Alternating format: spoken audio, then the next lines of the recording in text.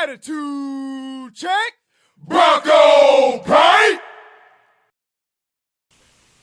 And welcome to another edition of the Broncos on Blast Progress Report. I'm your host, Alex Podlegar, and we're coming to you from the campus of Fayetteville State University, where the Broncos today had their second fall practice of the season. We're joined right now by the head coach of the Fayetteville State Broncos, Kenny Phillips. And Coach Phillips, I know it's only a couple of days, but the difference between day one and day two, you had to see something out there where players maybe a little bit more acclimated, a little bit more they understand what's expected of them. What did you see over the course of another 24 hours?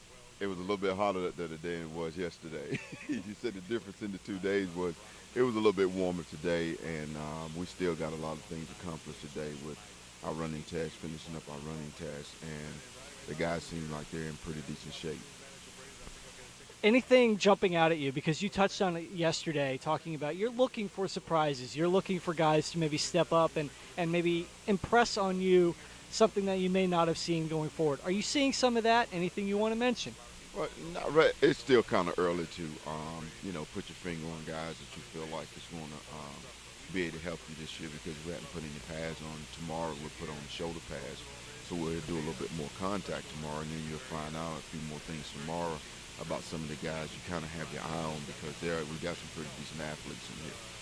Talk about maybe unit to unit what you're seeing, because there's a lot of different rotating of workstations and things like that. You've touched on it in the preseason at Media Day for the CIAA that you feel like the offensive line is going to be a rock-solid part of this program this year. What are you seeing out of the different units? Go through a couple of them for us that are maybe kind of shining through a little bit. Well, it's still kind of, like I said, still kind of early because of just having helmets on, and you pretty much what you're doing, everything you do is on air. So, guys catch the football and nobody's there to bump them. So, like I said earlier, tomorrow will be a big day when we put our shoulder pads on, where we can, stud some guys up a little bit and see who's going to come across and catch the football, or who's going to step up and block some guys tomorrow. I mean, with the units, I still feel like our offensive line is going to be the backbone of offense. I think we got a pretty good unit. Coach Gladden is doing a very good job with those guys out there and making sure they understand what we're trying to accomplish offensively. And, of course, the quarterback position is still kind of under investigation, but I think Clough is going to work out to be a pretty decent quarterback for us, and some of those young guys, one of those young guys is going to have to step up and be the backup quarterback for us, and I think we've got some pretty good young quarterbacks out there. Talk about a little bit about Marcus Gladden, because that is a change on the coaching staff. Talk about what he brings to the program, and if there's any maybe differences in philosophy that we've seen over the last few years with Fayetteville State football with him now in the trenches. Well, I think the philosophy changed. I think with each individual that you hire, everybody has their own style of coaching, and from what I've seen with him, he's pretty sharp in what he's doing. He put a lot of time in this summer in looking at the offensive line and studying the offensive line and going to different offensive line coaches around the state. I know he was over at Carolina and a couple of other schools in the ACC that, to try to pick up on some few things that can help our guys.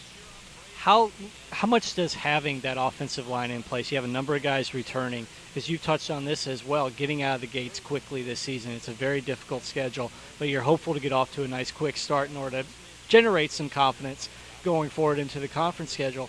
But having that rock-solid offensive line, those guys that you can count on, is that one of those things that's almost the number one thing you need to have to get off to a quick start? Oh, yeah, because you have to be able to protect the quarterback, and you have to be able to run the football. And if you're not solid up front, you can't do either. And I thought that coming out of the gate last year, we was a little shaky on the offensive line because of the youth that we played with a year ago.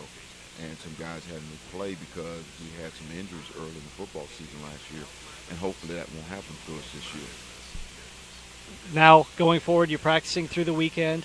You said there'll be some pads on. How do things change now from these first couple of days now getting into pads and 2 days into next week? It really doesn't change that much. You have to be, when you start putting pads on, you have to be a little bit careful on how much you have contact during these days.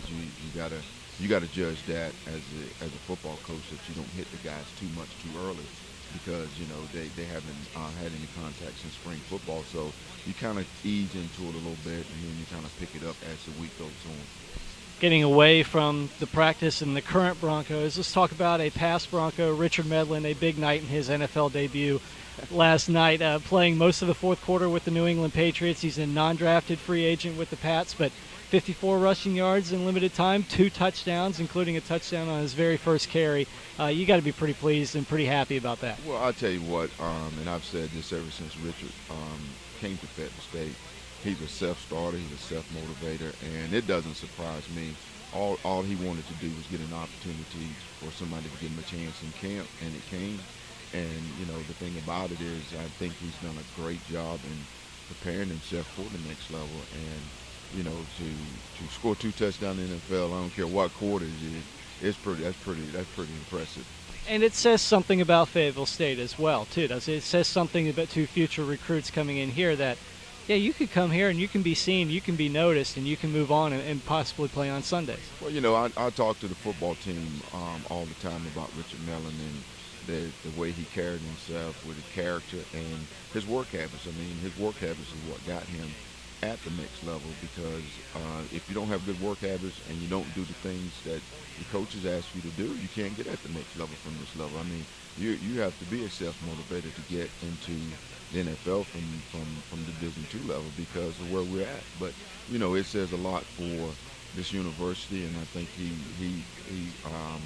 last night showed that you can get to the NFL from Fayetteville State University.